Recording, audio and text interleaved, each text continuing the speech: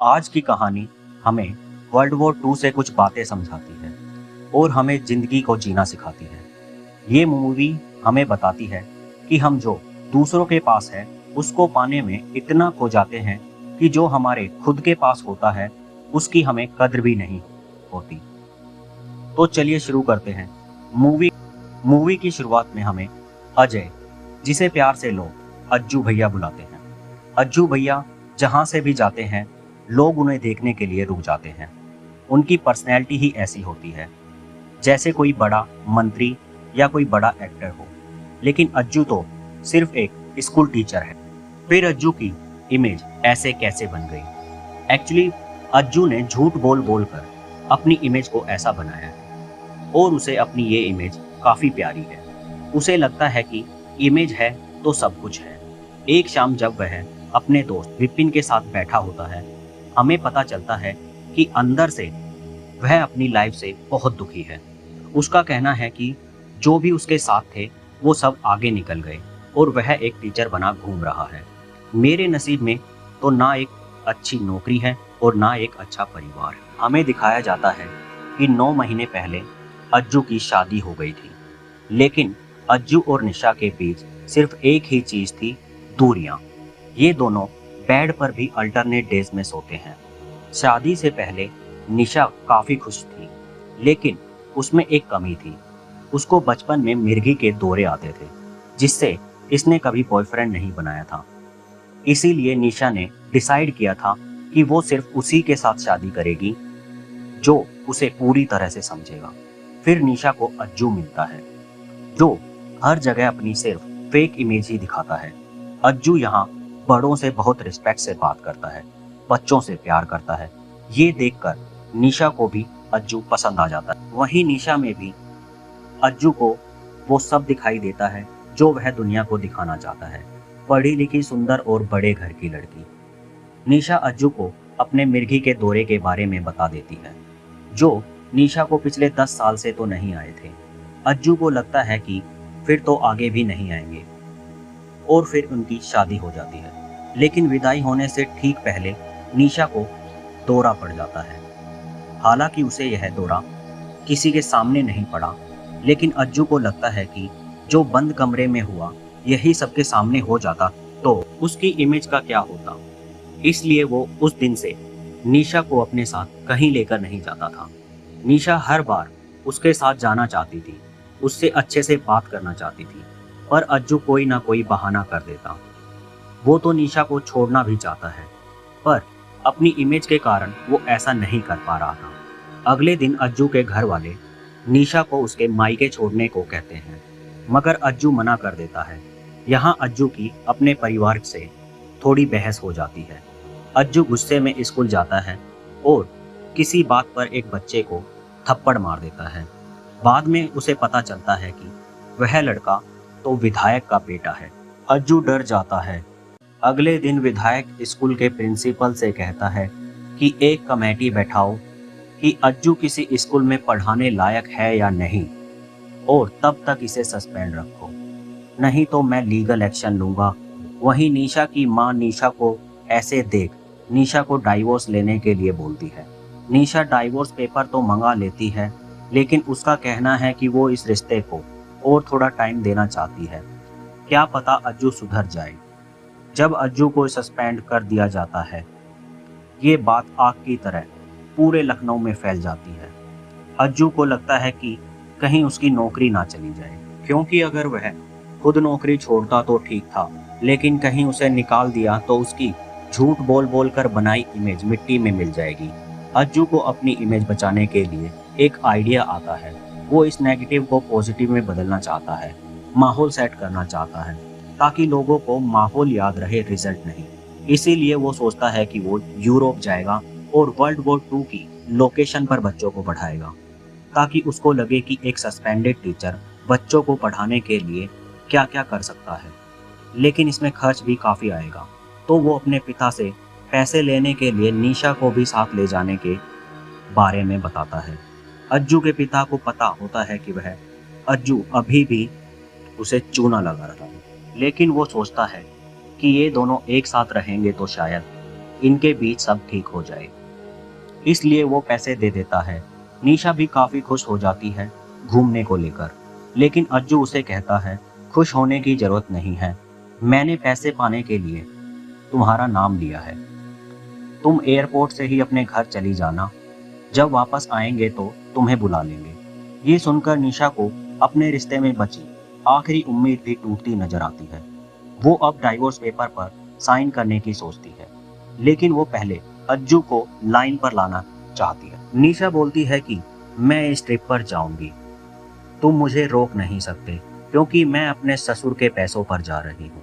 अब दोनों यूरोप आ जाते हैं। यहाँ अज्जू का बैग एयरपोर्ट पर किसी गुजराती से चेंज हो जाता है। ये दोनों यहाँ भी अलग अलग ही घूमते हैं। अज्जू बच्चों को पढ़ाने वर्ल्ड वॉर म्यूजियम जाता है, लेकिन अज्जू को ओपेरा में बैठा दिया जाता है। आज का दिन अज्जू के लिए काफी खराब था। नया देश, नए लोग, उसे समझ ही नहीं आता कि क्या करना है। वहीं निशा काफी इंजॉय करती है, क्योंकि वो यहाँ पहले भी आ चुकी है। अज्जू जब होटल में जाता है, वो निशा को उसे उसके साथ चलने को कहता है। वो कहता है एक तुम ही तो मेरा सहारा हो इस अनजान देश में। निशा कहती है कि जब एक लड़की शादी करके ससुराल में आती है, तब उसका भी सहारा उसका पति ही होता है, एक अनजान घर में। लेकिन निशा अज्जू को अपने साथ घूमने के लिए हाँ बोल देती है। निशा और अज्जू पेरिस की अलग अलग जगहों पर घूमते हैं। वर्ल्ड वॉर 2 के बारे में उसे बताती है, जो कि अज्जू सेम टू सेम बच्चों को भी बताता है। निशा के साथ घूमने पर उसे पता चलता है कि वो कितनी स्मार्ट लड़की है। तभी अज्जू की माँ को निशा की अलमारी में से डाइवोर्स पेपर हाथ लग जाते। दोनों फैमिली पेपर देखती हैं और डिसाइड करती है कि दोनों के घर आने के बाद उनसे बात करेंगे, और वो विधायक स्कूल के डीन को देखते हुए अपनी ओर से कोई एक्शन लेने को बोलता है। ये लोग अब पेरिस से नॉर्मंडी जाते हैं। ये यहाँ ओमाहा बीच पर आते हैं। यहाँ की हिस्ट्री सुनते हुए ये अपने आप को इमेजिन भी करते हैं कि कैसे इलाइट फोर्स ने अपनी बहादुरी दिखाकर हिटलर की आर्मी का मुकाबला किया। मौत तय थी इनकी, फिर भी ये डटे रहे। इन बहादुर सोल्जर की कहानी से अज्जू भी इमोशनल हो जाता है। वो कहता है कि वॉर से किसी का भला नहीं होता। बच्चों को भी वो इस नॉर्मंडी के युद्ध के बारे में बताता है। वो उनको शहीदों की कब्र भी दिखाता है।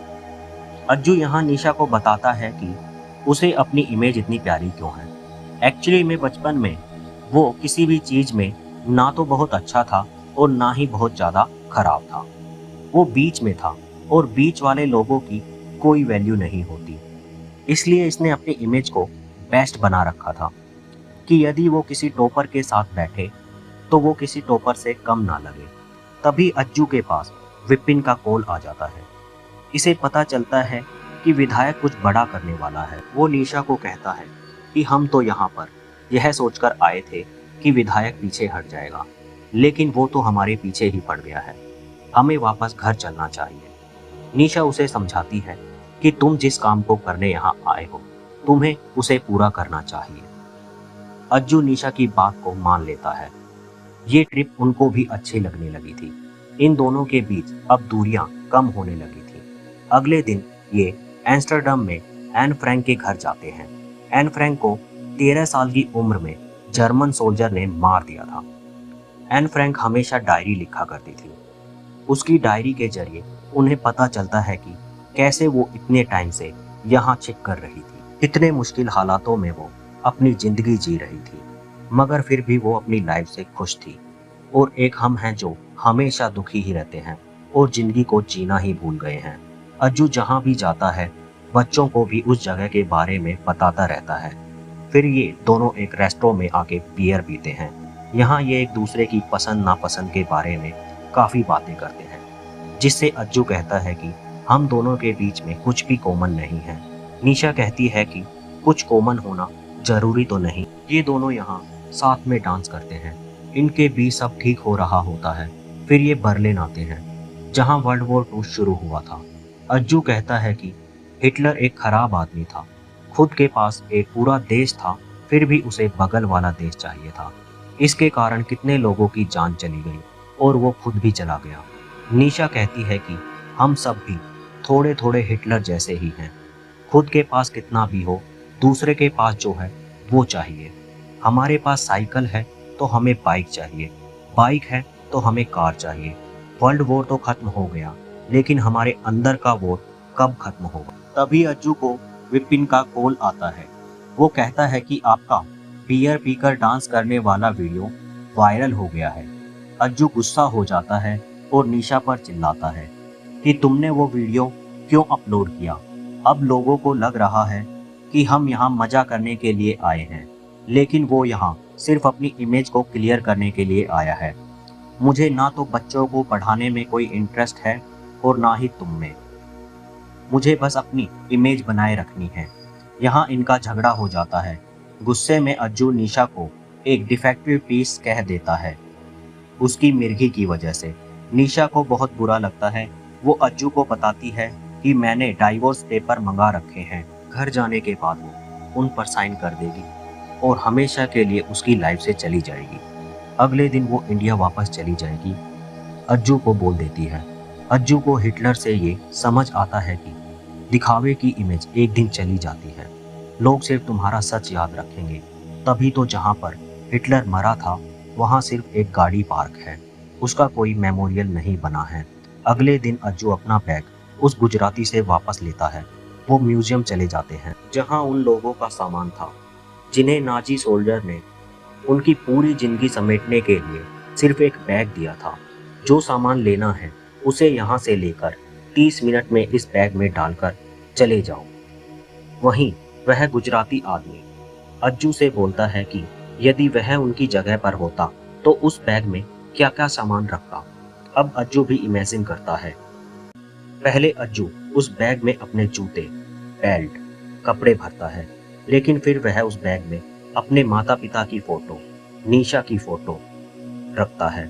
लास्ट में निशा की और अपनी शादी की तस्वीर डालता है। निशा के साथ पिए हुए बियर के गिलास भी डालता है। तब जाकर अज्जू को रियलाइज होता है कि निशा उसकी लाइफ का कितना इम्पोर्टेंट हिस्सा है। उसके साथ बिताए ये कुछ पल उसकी लाइफ का अहम हिस्सा बन गए थे। वो उसे 3 दिन और रुकने को कहता है। वो निशा को नहीं जाने देना चाहता। निशा अज्जू की बात सुनकर रुक जाती है।